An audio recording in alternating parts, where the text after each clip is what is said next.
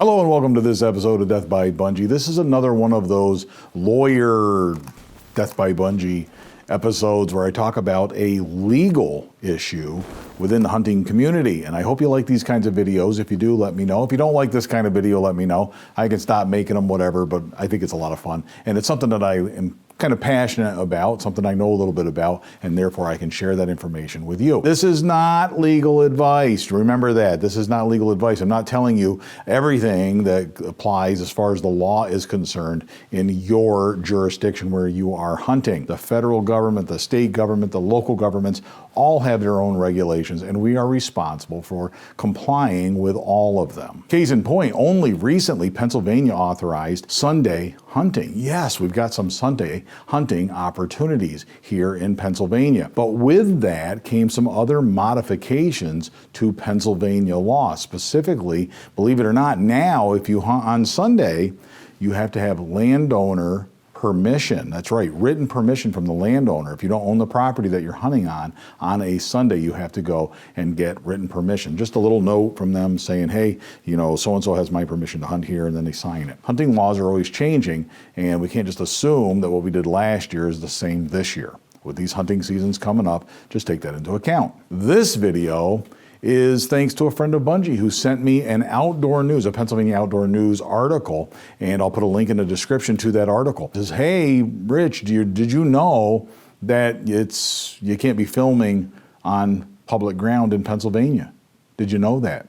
And the answer is yes, I did know that. State game lands for a long, long time have a great history of prohibiting commercial activity on state game lands. The state government owns those lands. They hold it in trust for all of us as hunters, for all of us as residents of our state. And essentially that ground is not intended to be used for commercial purposes. If they do lease oil and gas rights, or if they sell timber rights, that sort of thing, it is to all the money from that goes back into the Game Commission, into their coffers to fund conservation activities. So really, it's not like you or I can go out there and make money off of state game lands. They don't want us going out there and harvesting our own timber and selling it. They don't want us harvesting mushrooms and selling it.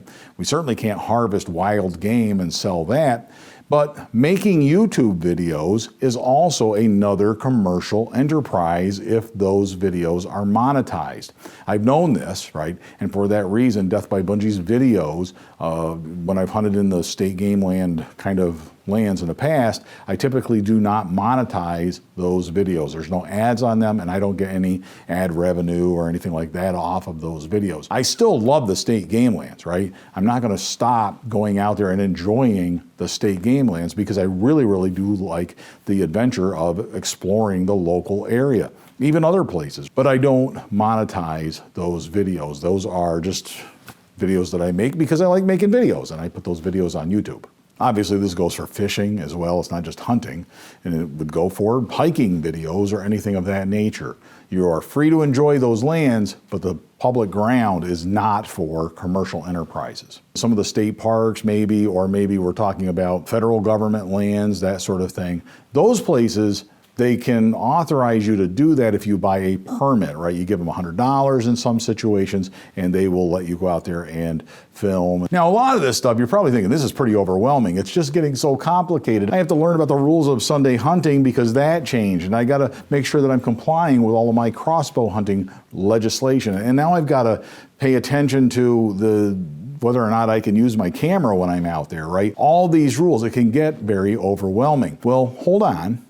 It's also the best time in history to be able to follow up with and research these rules. If you go on to the various state park websites, they often tell you what you can and can't do there. They're usually very clear about that. Go make a quick phone call and ask them about whether or not you can do a certain activity. And I've gotten great information that way, talking to people before I travel to other areas.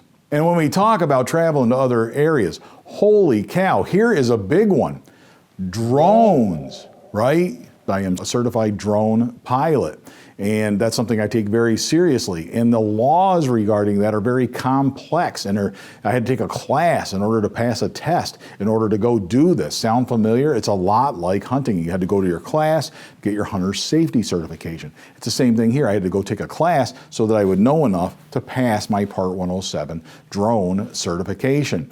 And by doing that, I really learned an awful lot. And the parallels between hunting and drones are significant. And when we're talking about permission on public ground, it's very similar with drones. I am not allowed to fly my drone over state game lands. But here's where it's interesting. The FAA actually regulates drones. It regulates all of airspace. So there's this concept called preemption, where the federal government regulates something and takes the authority away from everybody else, the state or local governments. It's the FAA's job to regulate airspace. Congress, the federal government, has bestowed upon them the authority to do that, giving them that responsibility. Not the state game commission, right? They don't get to regulate airspace. So as soon as my drone is off the ground, it's out of state jurisdiction. Now, I still have a hunting license, and I can't use my drone for hunting purposes. I can't fly over the state game lands and then take pictures of where the deer are bedded and then go hunt those deer. That is an illegal manner of hunting. That's an illegal use of an electronic device, right? We've talked about that in a previous video of this type of video. So certainly I'm not going to do that, right? I would lose my hunting privileges. I could be prosecuted for violating that statute. But when I go to other places, when I went to Maine and when I go to Maryland, I also want to take my drone with me to those places. And I fly my drone when I'm there. And the stuff that I capture when I am there, I want to make sure I'm doing it legally. Just like I have to look up and be responsible for all of Maryland's or Maine's hunting regulations, I also have to look at my sectional charts, my air maps, to determine where I can and can't fly. And all of that stuff is available. Again, just go to websites. I can find all of that information. And I took a class to learn how to interpret these very complex charts that, looking at them, I'm like, oh man, how am I going to make any sense of this whatsoever? It is the craziest thing you've ever seen. You think Maryland's hunting regulations are difficult? Look at these maps. Look at these charts. This is crazy, right? But making sense of that, now that when I sit down there and give the time that it is due, I know where I can and can't fly. Remember where I hunted Sika deer? You can't fly over Blackwater. They won't let you fly any closer than 2,000 feet from the ground level. So you got to be more than 2,000 feet above that so that you're not running into birds or scaring birds, that sort of thing. And I'm a hunter. That's very important to me. It's very important to me that I respect laws regarding wildlife. Also, we have restricted airspace because it's very close to Washington, D.C., and some very important people fly in and out of there, and there are military operations that restrict the use of drones and other types of flight, right? Whether it's planes, that sort of thing. So I have to do all these things when I fly my drone somewhere. When I go somewhere, I have to do all of this all over again and make sure that I'm following all of those regulations. It can be done, right? That's what I've chosen to do. You want to fly your drone, you got to do it the legal way. You want to go hunting, you got to do it the legal way. So don't get overwhelmed. Reach out, call people if you have questions. Make sure that you are spending the time you need to go through the state regulations, whether it's the pamphlet that you get in the mail when you buy your license or what have you. Go through those websites. Never before in the history of us as hunters have we had so much access to information. I hope you got something out of this video. Until next time, all hail Bunjie.